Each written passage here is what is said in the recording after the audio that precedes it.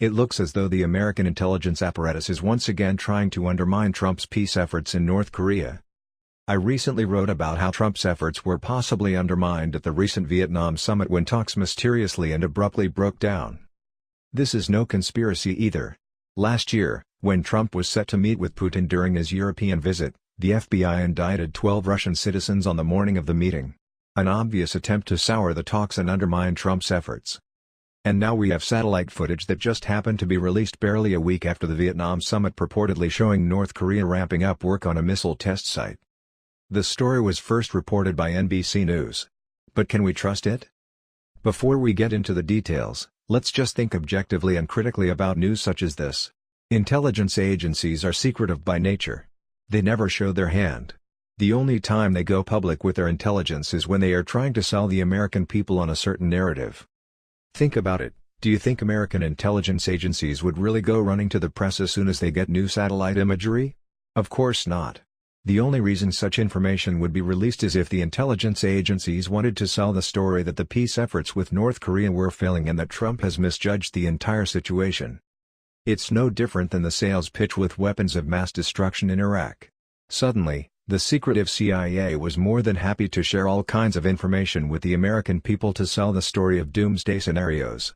Of course, as we all now know, the American intelligence apparatus sold us all a fake story. And now they are trying to sell a fake story that Trump is failing with North Korea and peace talks don't work. But we don't have to rely on our instincts anymore, as information has come out showing many suspicious issues which were first reported by Zero Hedge.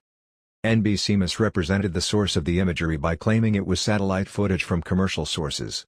This is meant to trick the public into the thinking it was from something like Google Earth and the analysis was objective.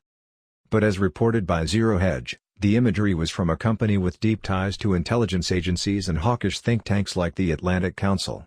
Digital Globe, Cheese, and Beyond Parallel all have similar ties as reported by Zero Hedge. Not only that, independent analysis of the photos suggests that the photos show quite the opposite of what NBC reported. Several pieces of evidence in the imagery suggests a dismantling of the facility, not a building up. For example, one of the cranes was set up with a short version of its scaffolding. This usually suggests something is being torn down.